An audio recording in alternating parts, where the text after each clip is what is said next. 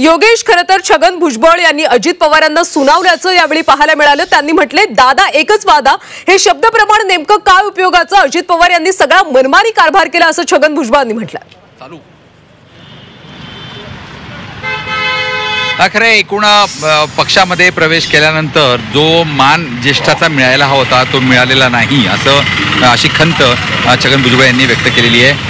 ज्यावेळेस पक्षामध्ये कुठल्याही गोष्टीचे निर्णय घेतले जात होते, तिकीटं देण्याचे असतील, मंत्री करण्याचे असतील किंवा कुठलाही सर्वपक्षीय महत्त्वाचा निर्णय असेल, त्यावेळी छगन भुजबळ यांना बाजूला ठेवलं जात होतं।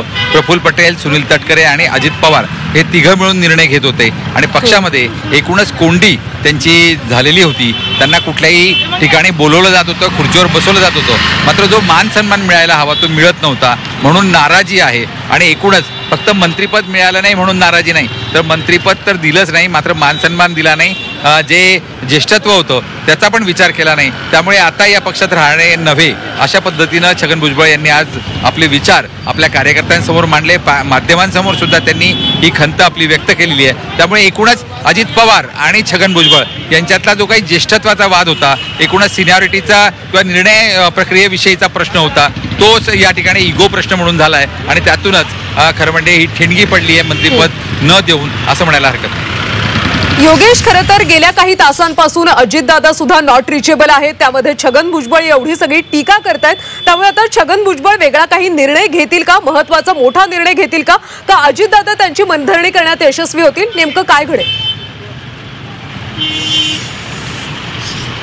खरं तर छगन भुजबळ हे आता अजित पवार राष्ट्रवादी गटातून किंवा राष्ट्रवादी पक्षातून हे आमदार झालेले आहेत। त्यामुळे किमान आता त्यांचं कुठल्याही पक्षात जाऊ शकत नाही, कारण की तसं केल्यास त्यांच्यावर निलंबनाची कारवाई होऊ शकते। मात्र त्यामुळे त्यांनी आता कार्यकर्त्यांसमोर आस्ते कदम भूमिका ही स्वीकारलेली आहे।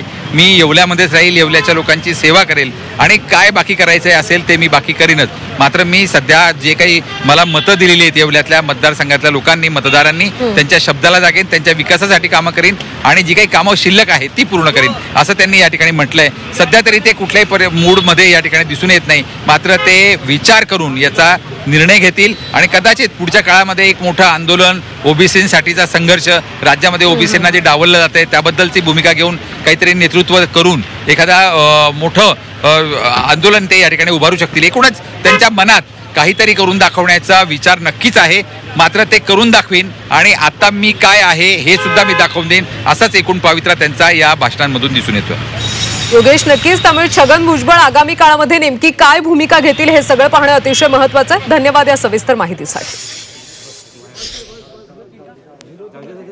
दादाचा वादा अडचणीचा ठरलाय आपल्याला, आता तो मला किती अडचणी ठरतो आणि राज्यातील लोकांना इतरांना किती अडचणी ठरतो ते आता आज काय सांगणार आपण।